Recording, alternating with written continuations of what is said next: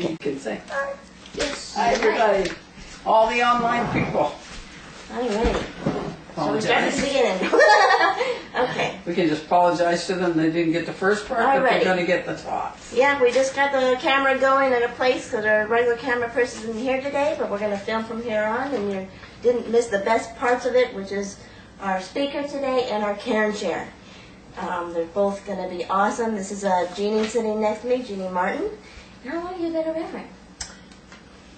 I think it was 201 or Yeah, I guess about 15 years. And I see we got the memo together about what just checking it because we got ordained together. Yeah, we are. Perfect. That's pretty cool.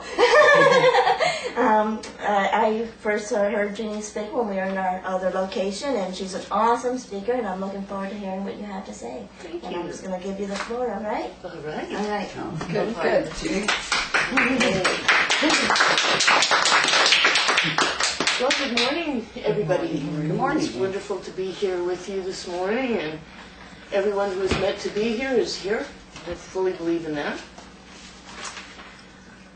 As I was thinking about what to share with everyone today, you know, spirituality is a great big scope, and it covers so many different areas. So I was looking at different books that I had in my library and trying to get something inspiring that I might be able to share. And I picked up a little piece out of a book by Wayne Dyer called Wisdom of the Ages. It's a really, really interesting book, and it's got a whole bunch of different quotations of wisdom of the past from some of our great leaders and philosophers. And this particular quotation came from Epictetus, and this person lived between 55 and 135. So this goes back a long, long way, which also proves that we've been working on our spirituality for a long, long time. And he said, and I'm sure his words might have been a little bit different how they've been translated here, because it seems like it's in today's language. You are a distinct portion of the essence of God in yourself.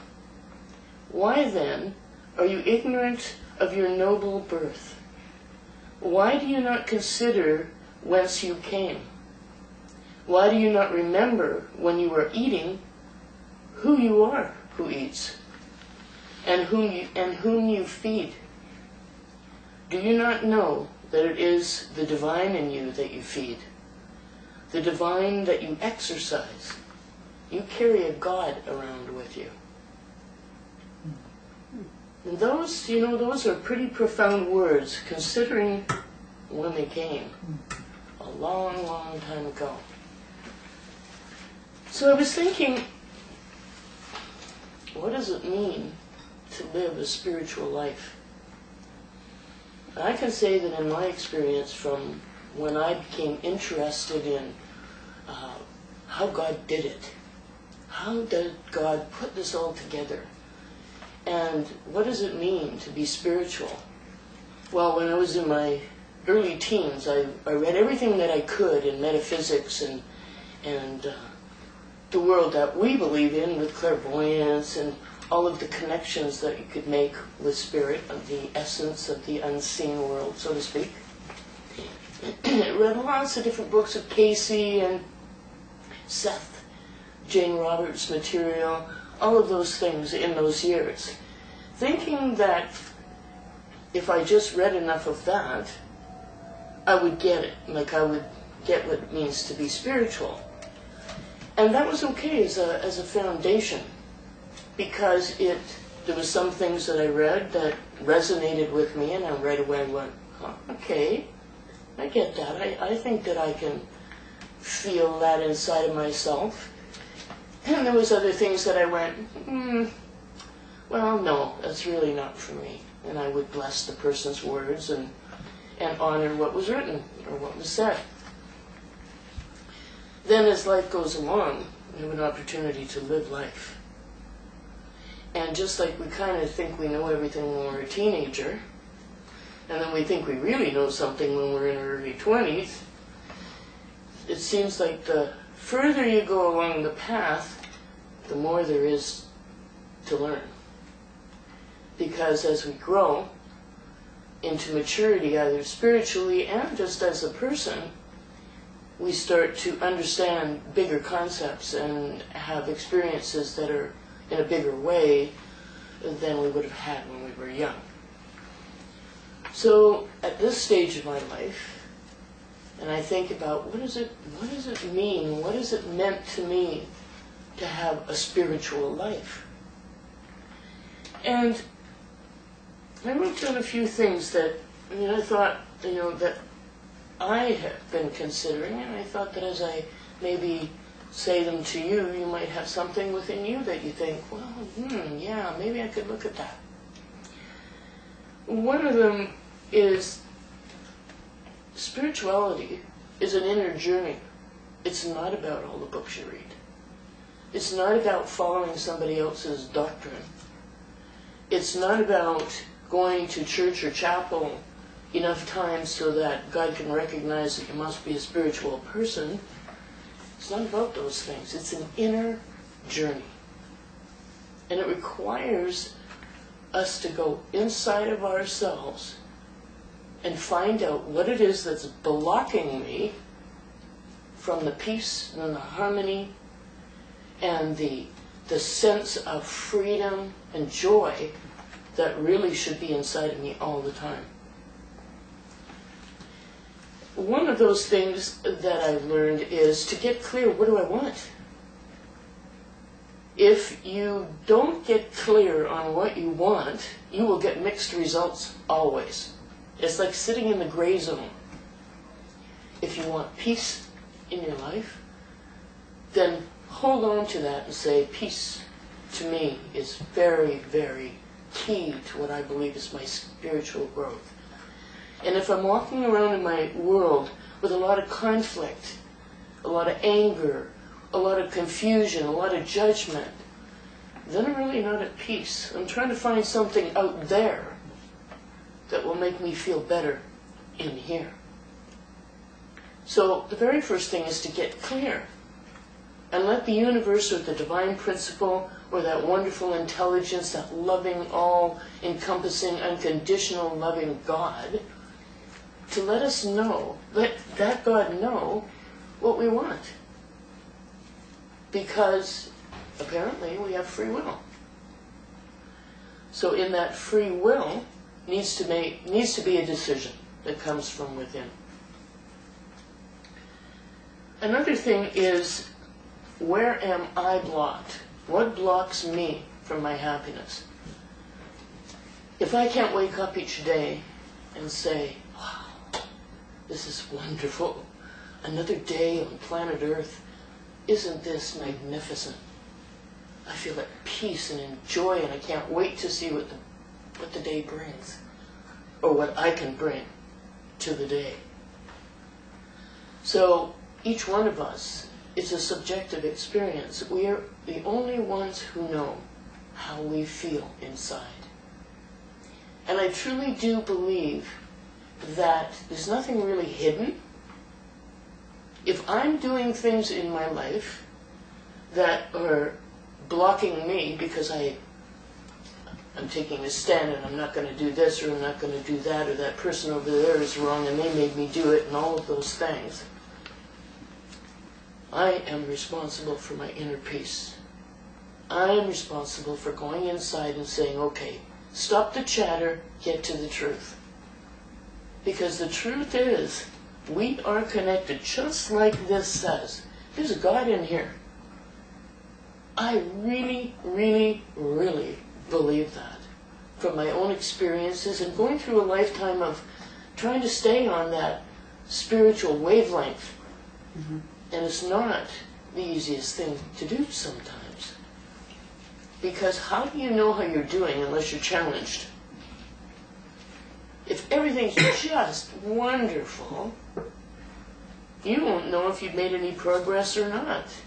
It's when those challenges come up then, and right in our face, that goes, okay, I have a decision now. I can do this, or I can do that. Which one of those decisions supports the Spirit, the God within me? So, looking within and seeing, what is it that blocks me from my sense of peace and connection to that God? And that God is so close. It's in every single cell of our bodies. It's not out there somewhere. It's in here, and it's everything else that we're a part of. It's like we're swimming in an ocean of divine love. Now, we can hold ourselves back from that, from our head, thinking, and bless its little soul, is supposed to keep us from getting run over in traffic. But it doesn't have the wisdom that the God within does. And that comes from the heart. That comes from the feeling nature way deep inside. Another thing is, what are my opinions? Well, I think that we can all relate to the fact that we probably have a whole lot of opinions about things. Well, what is an opinion anyhow? As soon as you make an opinion, you're calling something right or wrong, good or bad. When technically and really, it just is. It's not how the world is serving us or not serving us, or something over there is lower than we would think of ourselves, or even higher than we would think of ourselves. There is truly an equality here.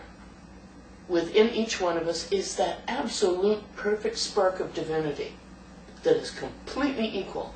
It doesn't matter what culture, what financial situation we're in, what's going on in the family. It doesn't matter what's going on in this one experience of life. That divine spark is perfect, and it's always there. And if I leave this planet and pass from this dimension, it's still always there. Because we are eternal. In spiritualist belief systems, we have been for decades proving that there is another dimension that we can connect with. And that when we've left this place, we're still there in some form. We don't really, it's a good thing to remind ourselves of that. But also, what's really important is to know your divine center. Because that never, ever diminishes. That never ceases to exist. And that's the part of us that we connect with those that have gone to the other side or other dimensions. I believe there's many, many different dimensions, just like it says there's many mansions.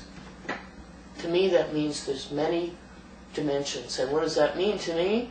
It's like tuning into a radio station. It's a vibration. If you go in your car and you turn on that radio, you're going to set yourself at a frequency that gives you a certain channel. And if you decide to change that channel, you change that little knob, it's going to go to another frequency. It's going to put you on another channel. So to me, it's all energy. We're all connected in that energy. And when we quiet the mind and get to that center point, now we open up the channels to many, many different dimensions through that vibration of peace, that quietness, that divine vibration. So, when I have opinions about things, then I'm labeling them good or bad, and that keeps me separate from what is true, the perfection of who we are. Who do I try to control? I think perhaps we've all had some experience in our life of who we think we need to control. It could be our kids, it could be our husbands or our wives, it could be our friends, it could be whatever and whomever, when we think we've got just the answer for them. And they should be doing things a certain way.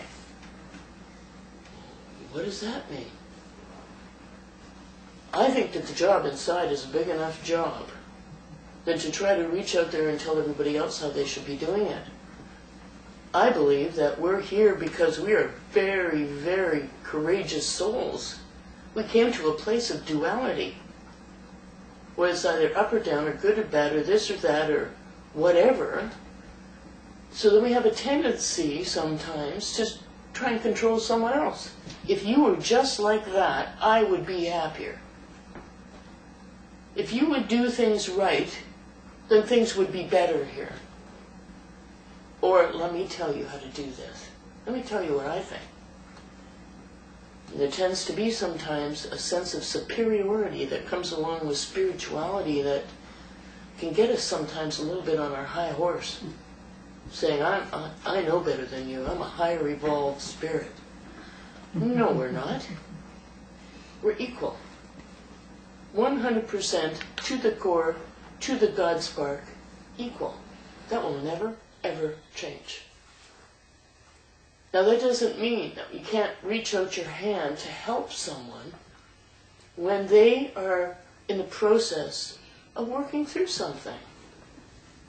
That's kindness, that's love, that's emanating love, that's reaching out, that's serving one another. But it's not fixing someone else. First of all, you have to have the opinion that someone needs to be fixed. And then right after that, you're going to stand there saying, now I'm going to tell you how to do it. That keeps us separate again. Keeps us out of that divine vibration that we're already connected to. We just have to love one another and assist each other on our paths. This part about telling people what to do, I have come finally to the place in my life that honors everyone's journey. Every single soul is on their own journey. And sometimes they have to fall flat on their face in order to go, oh my God, I shouldn't have done that. I've done that 1,000 times. Flat on my face. And those are the things I learned something from because I felt them. I realized that I had choices, and some of those choices weren't great. And so I fell on my face to teach me something. And having said that, a lot of times when we fall on our face, there may be a tendency to say, now I'm a victim, instead of now I have wisdom. Falling on the face sometimes is a very good thing in hindsight. It's not fun at the time. No, it isn't. When things go sideways, or marriages go bad, or kids end up, all the things in life that can happen, when they go off in some hurtful or sad way, there's a tendency to think, well, I'm just going to fix this. Or, I'm a victim now. Look what happened to me. So therefore, I'm a victim, and the rest of my life is not going to happen at all, because that did it to me. Well, that's goofy. We wake up every day in a brand new day. We've been asleep, and we've been traveling along to different dimensions, and meeting with loved ones. All of it. We don't know where we've been. Technically, we're dead from this place. We have been out there in all of God's worlds, and we come back and wake up again in the morning, which is a beautiful, beautiful opportunity to start again, a brand new beginning.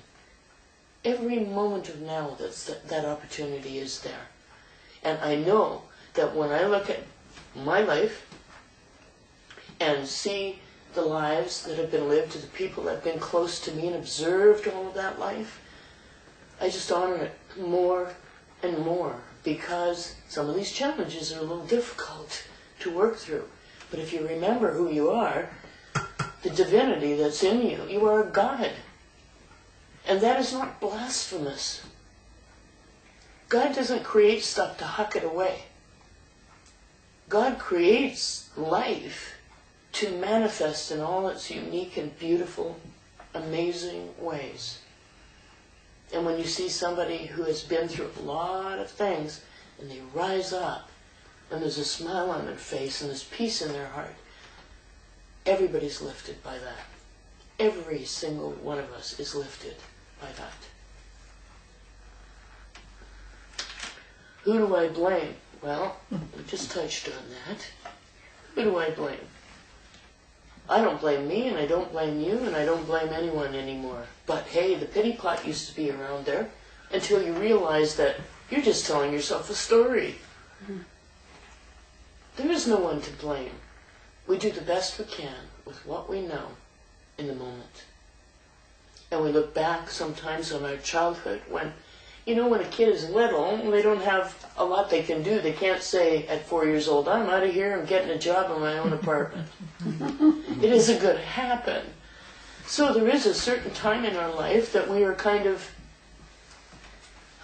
held captive, so to speak, in our environment and our upbringing and those that are around us in our general environment, our peers, our friends, our family, our teachers. And those people have a great influence on us. We run around a lot of the time running programs that don't belong to us. They were something somebody else said a very, very long time ago. And the important thing about blaming, you could look back in your life and go, this, and this happened to me, so no wonder I'm a mess. Well, the first thing to do is recognize you're free now. You're not for. That was then, and this is now. And the way to transform yourself through those is to realize, oh, I am divine. There's a power in here that's way beyond what it could even perceive within me. And those experiences that I had, I can take now as wisdom in my life, and I will make sure that everyone I touch along the way will not have that type of experience. Whether I felt alone, or whether I felt abused, or whether I felt whatever those feelings were, they were then, and this is now. And there's always that opportunity to, you don't forget, but you can unhook from that, because the only people that it holds back is us.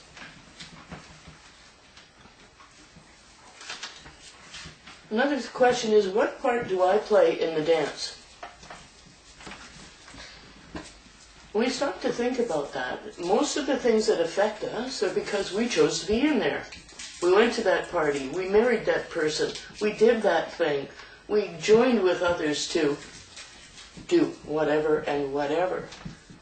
But it's easy sometimes to forget, oh, I showed up for that. I guess I have some responsibility in that dance.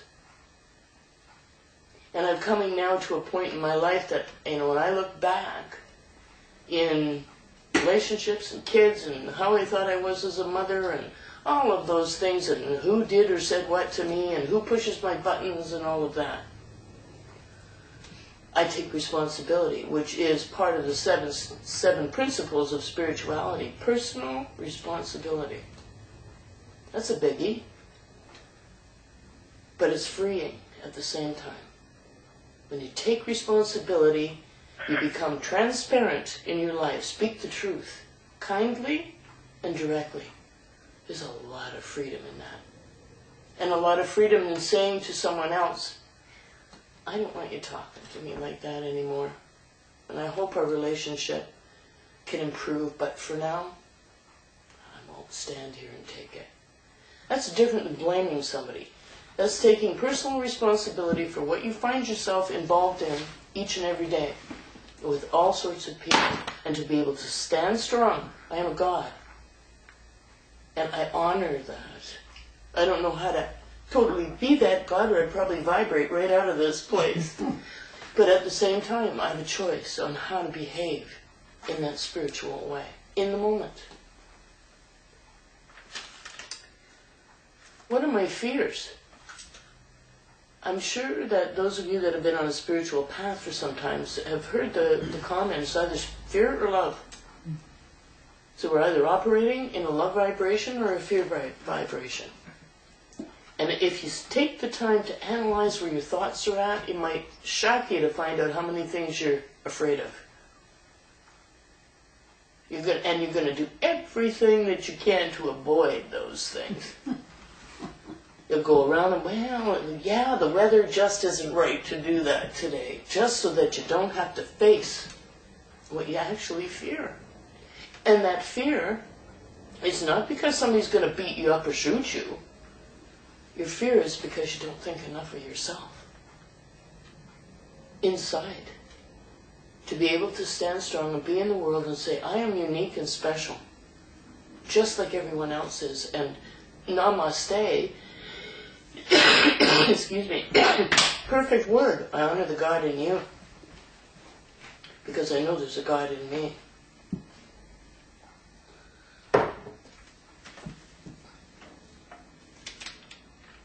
What are my regrets?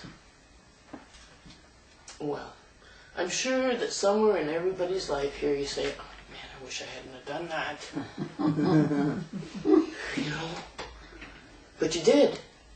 Because you do the best you can with what you know at the time. Even if you say to yourself, I shouldn't be doing this. You do it because that's where you're at the time. You're satisfying something inside yourself and going against your intuition. So, it's always helpful to look inside and say, what do I regret? Well, you can only regret it if you haven't turned it into wisdom. Because now that I'm a great-grandmother, I'm going to be, 2 more weeks I'll have my 3rd great-grandchild. It makes me kind of step up to the plate. Because I've got a whole bunch of these young people behind me that, whether I like it or not, they're looking at me for patterns. They're looking at me for behavior, how I am. And if I was flipping out all over the place, that would affect their life. It's just part of that programming I talked about when we're little. And those things are done in front of us. So I try to think now, how can I emanate that sense of peace? And not tell my children what I think that they should do. I go, you know, I'm sure, honey, that the right solution's going to come to you. I know you can do this. And if you need any help, maybe on details, how to bake that cake, or whatever, we'll sit down together and we'll figure it out. But the whole answer is, I know you can do it. You can do it. And I'm here to support that in you. Not, what did you do that way for? Boy, that's changed. It changes when you become a grandparent as opposed to being a parent. Mm-hmm. Because when you're a parent, you got all these other things going on. You got to go to work, pay the bills, and that on and on and on it goes. And those that have been parents realize what that's like. You know, with 5 kids, eh, Barb? Yeah. You betcha. So, don't regret anything. You're in a space and time of an eternity where there's plenty of time to learn and to grow and to love and to be peaceful inside. It's about the inner peace.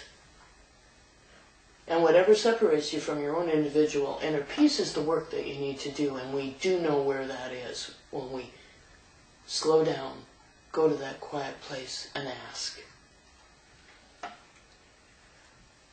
What is my purpose?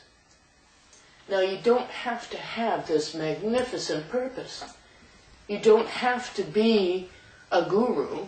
You don't have to be Jesus, although you are a spark of Jesus and all the other masters that have ever been here. You don't have to make big things happen. You can walk out from this chapel today and say, what's my purpose today?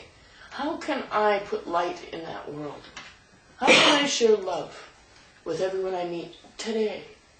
That's my purpose, to find love and to reach out and share that love. And who do I serve and what do I serve that adds to that divine light? Tiny little things, from a smile to looking at a little kid that's playing hockey on the street and saying, man, you're good at that, when you drive by. That made something higher than what it was. And finally, how do I keep my personal relationship with God? There is a personal relationship available. And it doesn't have to go through a priest, and it doesn't have to go through a book, and it doesn't have to go through anything. When I look at a flower, a beautiful flower, I go, way to go, God. this is magnificent. Whoa, how you did that? And that's honor. We're constantly honoring the divine creator that provided this beauty that's around us. So if we get all locked up in our minds and what should be happening that isn't happening, we'll never touch into that. So I would say that in all of my life, the only times that I ever got totally lost was when I didn't have that direct relationship with God. And how do you get it? Just talk. Good morning, God. Thank you for this world. Thank you for Barb. Thank you for this place. Thank you for others that are on the path with me. Thank you for love. Thank you for a new day every day that I can get up and go, oh, I learned something there, so I'm going to make it different today.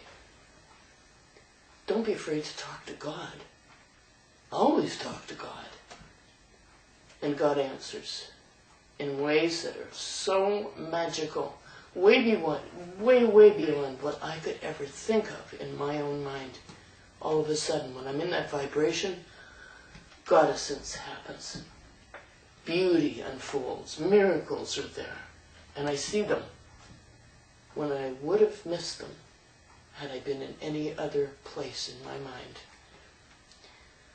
So, thank you all for being here this morning. And thank you for letting me share my personal thoughts with you so that I can share that, and hopefully maybe something in your heart is stirred, and I know you're stirring things in mine this morning. So thank you all very much. Thank you.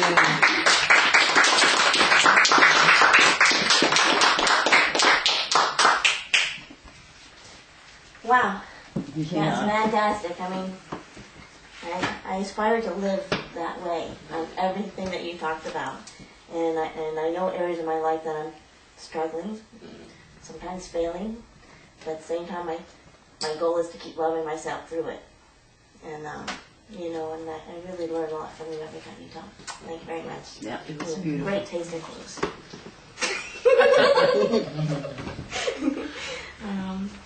So that brings us to our next segment of our service. We are a healing ministry, and we do have a healing bowl back here that if there's somebody that you want prayers to be said for, prayers do make a difference in people's lives, and you can put their name, just first name only. God knows who you're talking about. You can also put yourself there if you feel like you can use some prayers, and we're also going to have a meditation to help ground us and also receive some healing through this meditation that Barbara put together.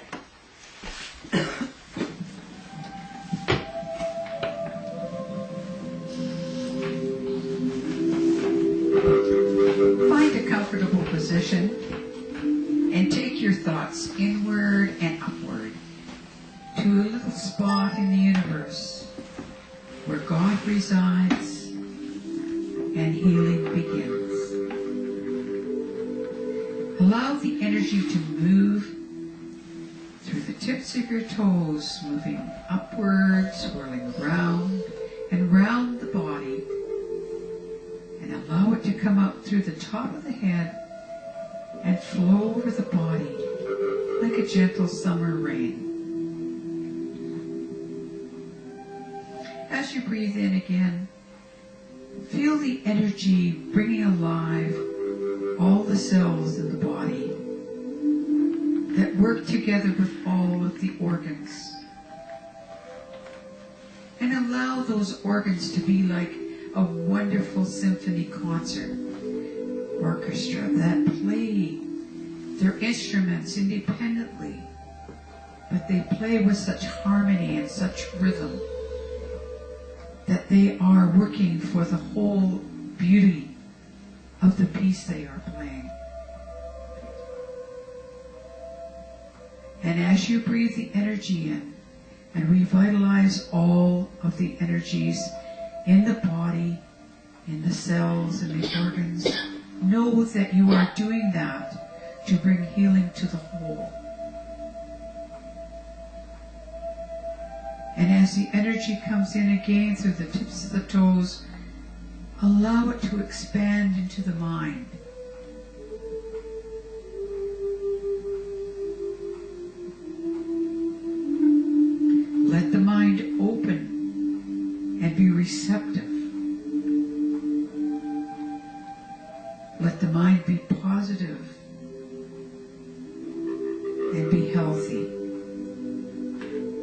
so that it may touch the dreams, the ideas that God has to make you all that you can be.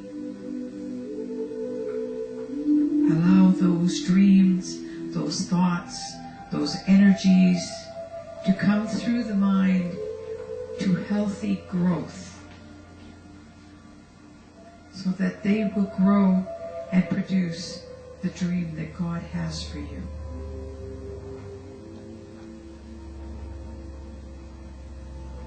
Breathing in again, allow yourself to come in touch with the Spirit, that part of yourself that is always perfect. And allow the Spirit to communicate to the mind and the body what it needs for this journey that it is having in this physical existence.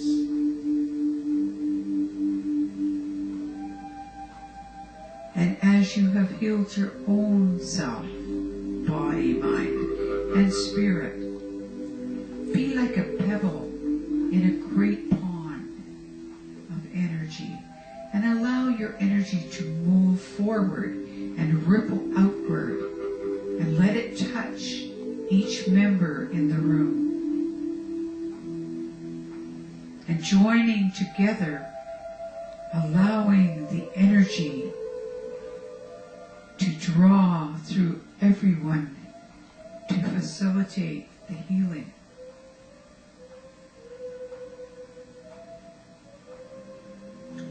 Taking a deep breath now, think about outside of this room into the community of your family, the community around you, of your teachers and your leaders, and allow that energy to ripple out and touch all of them, so that they too may experience the wonderful healing, the wonderful peace.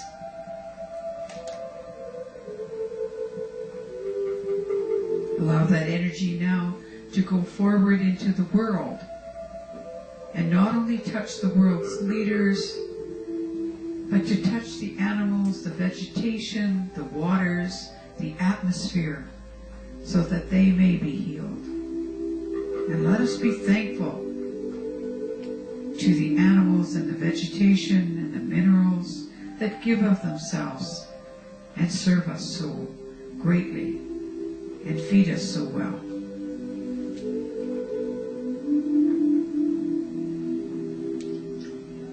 Allow us now to reach out into the universe, into other parts of the universe that we are not familiar with.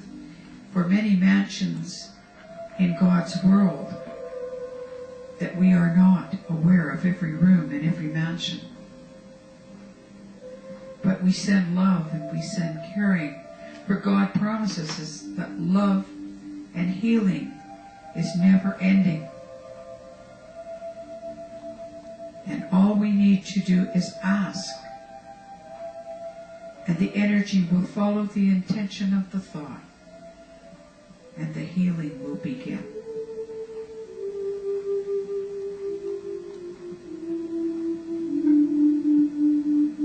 Now, as we circle back to the seat of the soul, take a few moments just to sit quietly before you come back to your everyday, workaday world, to enjoy the tranquility and the peace of the healing area of your garden, the inner garden of healing.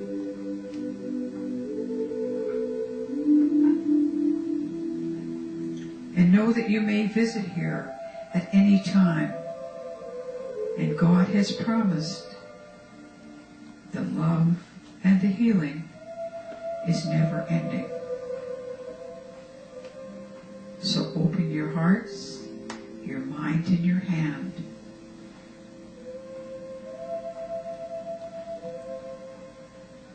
God bless you, and He sends His angels to keep after you.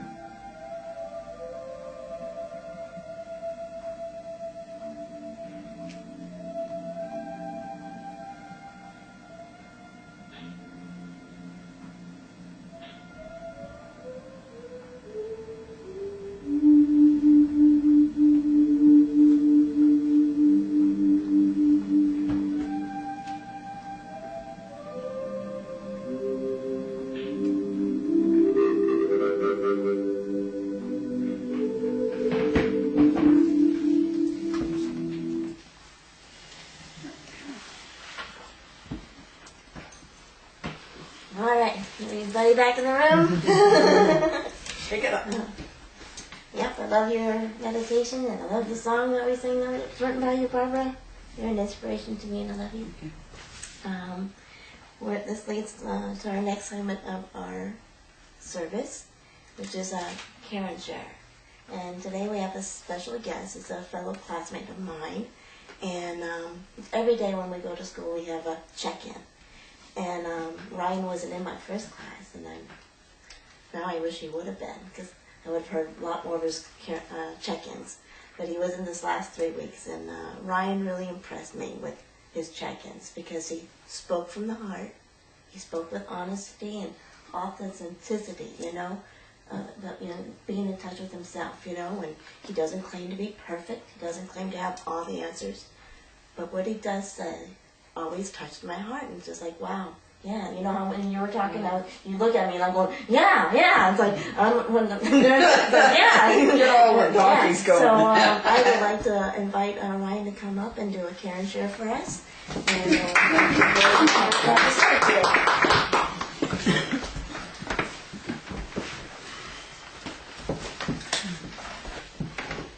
How are we doing? Good. So I'm Ryan. All right. Thank you for the introduction. I don't really know what care and share means, and I'm just not going to put any expectations on that and just go with what I know. Go for it. So I think that it's probably important to. I resonate a lot with what you said and about the path I walk now, and I think that what got me there is kind of to me it's inspiring, and because I didn't choose this. It wasn't my idea to try my best every day to walk a spiritual path. I come from a place of a home of addiction and abuse, and have some challenging template issues that have done nothing but brought depth and weight to my character and my path, and so what I grew up with was a lot of neglect and abuse, and that like you said about the victim thing, that can fall into many categories, and I think for me what it falls into is the opportunity to share my experience with other people and help them with that. And so I've had a long road of addiction, and just like engaging in behaviors that are not me, and to live a life of incongruency is one of the most self-defeating, disconnecting things that I know. And the reality is, for me, I need, in order for me to learn something, I need to feel something. And in order for me to feel something, sometimes it's not that great. So, I as a matter of survival, I've had to learn to live with masks, or live without masks. Because masks disconnect me. And like you talked about disconnecting from the spirit, I look at it like the essence of fear and ego, and the way that my entire definition of ego is anything that separates me from a connection with you, and that it has so many forms and so many shapes, and it's something that I've redefined over the course of my life, and with that has come. I've had long periods of sobriety and learning about spiritual relations, but a lot of that had to do with learning it because I was supposed to. Learning it because it was something that you should do, it's suggested, and what I had to really do is learn to live from here and from my heart. And in order to carry anything with depth and weight, it has to come from here. And what the paradigm shift that has come with that has been just probably the most beautiful thing I could ever imagine, and with it has come a sense of self and inner peace. And I think I didn't prepare anything for this today. I rarely do. and I think that, like, because that for me becomes some kind of a mask, some kind of a need to impress or a need to change, and I don't know anything about you guys, and I don't want to impose anything on you guys. What I want to do is tell you about how I got here. With I've learned a lot. I've learned a lot about. Most importantly, I've learned how to treat people. And that's been a big thing for me because I spent a long time engaging in activities that are harmful for other people and myself. And with that has brought a past of I'm going to say opportunities for shame. I mean, I don't look at it like that now, but like I've engaged in a lot of criminal activity and violence and things like that are just really not me. And I talk about that incongruency but I lived that for a long time, and what I found in that is that at the base of all of it was just this fear that I wasn't going to get the love that I felt I needed from everybody, and I couldn't find that love from anyone because I didn't have it for me, and an inability to know who I am. I couldn't figure out how to love myself, and so what I did was I medicated and I put up masks and I became things I thought I wanted to be or I thought you wanted me to be, and I can't live like that, and I know I can't live like that because I can't handle that emotional pain, and I can't handle that disconnect, and and coming from the addictive background and learning about how to deal with things, with this what I call spiritual malady.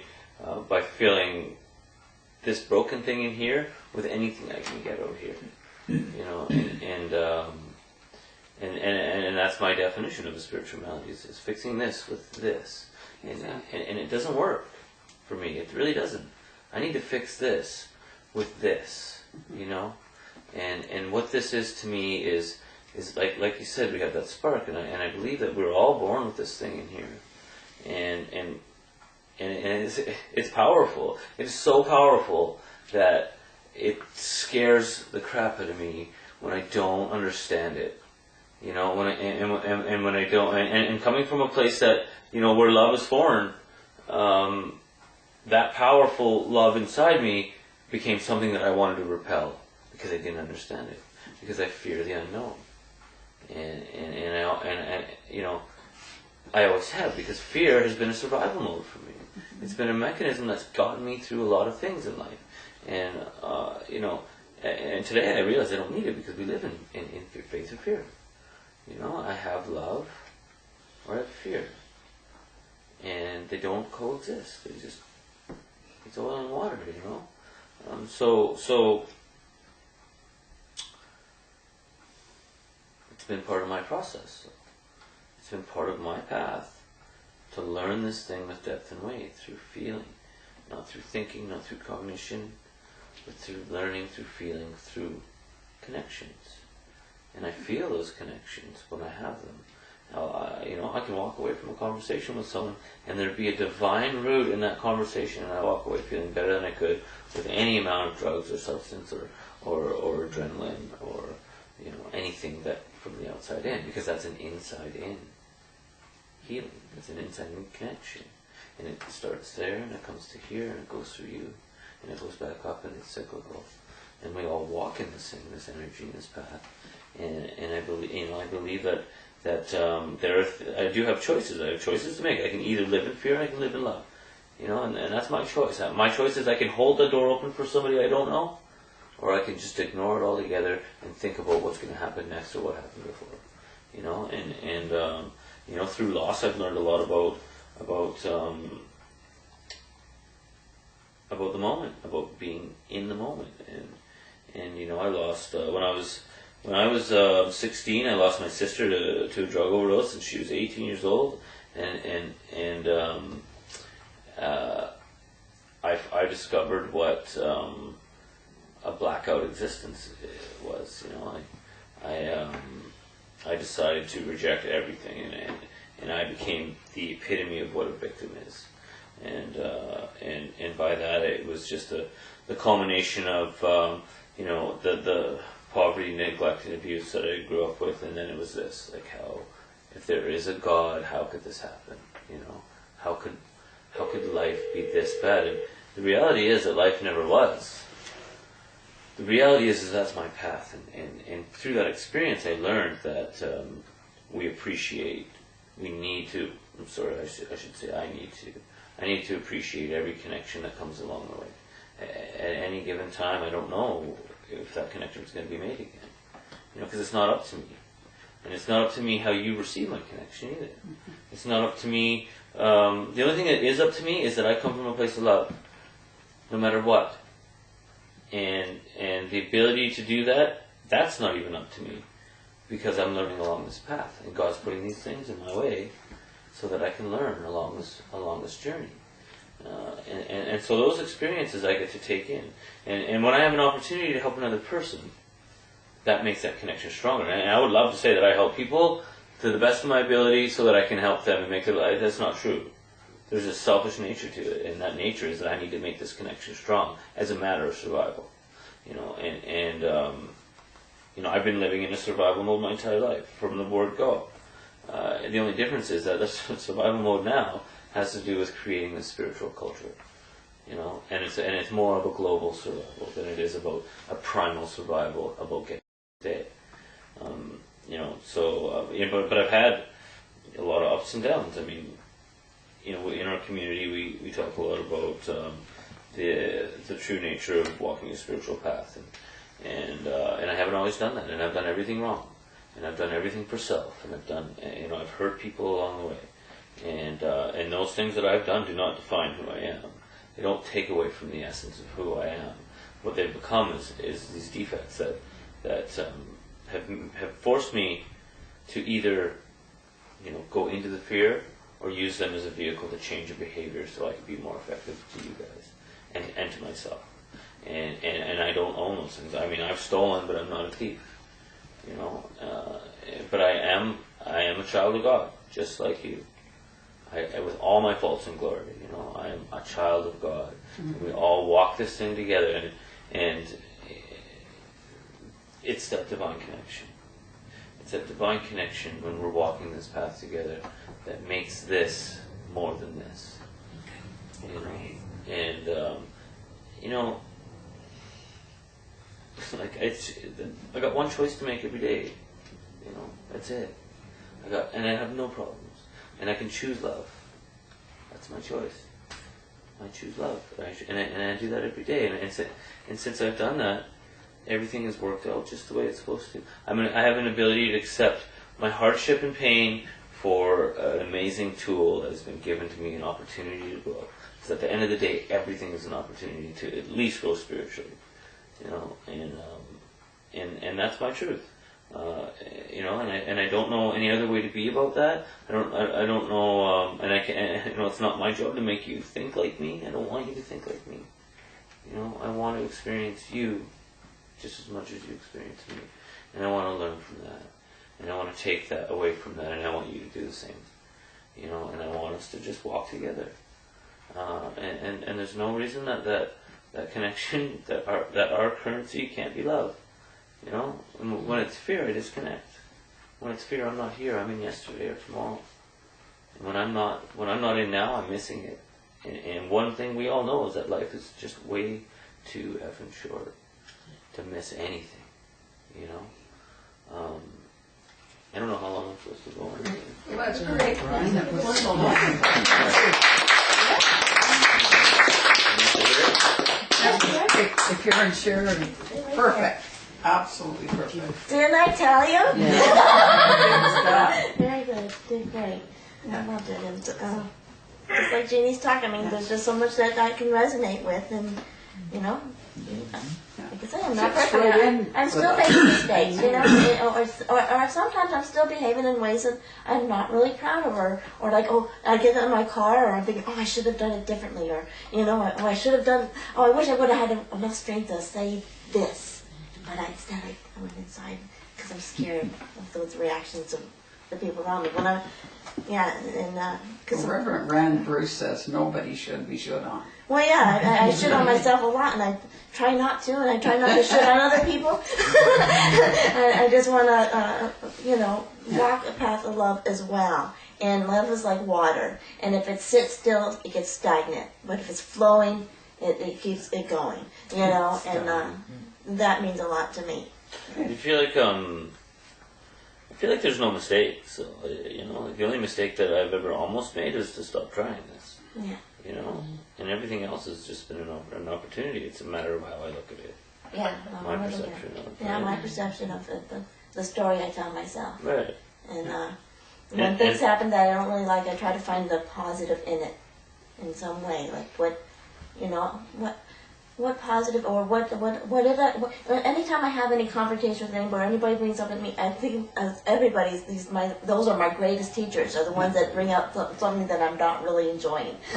Brian said it, and I have it in the book that I wrote, is that if you take your past and whatever happens to you and take it and turn it into a tool to make magnificent future. Because you can carve a most magnificent future with the errors of judgment that you made. Yeah. You don't go back on those because they were bad. You go back and take the tool from it. What did I learn? Yeah. Yeah. Yeah. Good stuff, Ron. Good, beautiful. Good. Thank you. Good. Yeah. Oh, right. Yeah. You want to go on to the Birthdays and anniversaries or announcements? and birthdays and anniversaries. I got a frog in my throat. Birthdays and anniversaries, you said, right? But anybody have birthday? And anybody have any birthdays or anniversaries going on in their lives today? I have a friend that had a birthday this past Tuesday. Yeah. I'd like to sing the song in honor of her and all the birthdays of people online. And so My daughter-in-law just had one. Yeah. Yeah. Okay, so happy birthday, we love you. Happy birthday, and may all your dreams come true. When you blow out the candles, one last day's aglow, is the love light in your eyes wherever you go. Always somebody online is having a birthday. Always, yeah. There we go. We do have some nice refreshments and some homemade cupcakes on the table there, so please stay after service and have some refreshments and desserts with us. I'm sure I'll be at the table. And there's on a those new cupcakes. announcement. I'm going to close the last 2 weeks. Really? Yeah.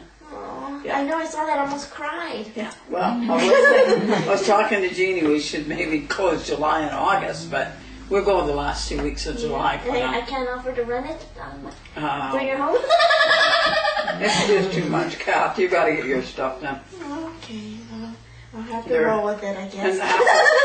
And people are on holidays and they're not turning up, so Everybody's who's meant to be here is here. yeah. But the good people are here. Yeah. Which is everybody. Anybody that attends and everybody doesn't. But anyway, I'm very, honesty, I'm sad about it. Yeah. For 2 weeks, I'll give you a holiday. I don't need a holiday. But anyways, I just have to let it unfold. And just like school and everything in my life, I can't control everything. And this is another learning tool. You know something? Okay, I can't control this as much as I want to, but okay. I will survive 2 weeks. I'll just do it in my own living room all by myself, and whoever comes will come. The spirits. It'll have to be spirits because my living room is a fifth wheel living room, so I'll just have Have it in the park. just like the tea party I had for all of my friends that died this year. Yeah. I just put a cup out for everybody, and I just talked to them as if they were there. And But there's no need for a big room then. You can have them all in one chair. That's right. So God good. Somehow I'll make it through it, and I'll see you August, the first Sunday of August. There you go. But we still got some Sundays before that Yeah. I'll enjoy even more, just to make sure. But that's not hard to do. And we are a chapel, and maybe we don't have location, but we do still have expenses. So any tithing that anybody wants to give, we have a tithing bowl on the table over there, and no donation is too small or too large. Either way, we put it to the good use, and we're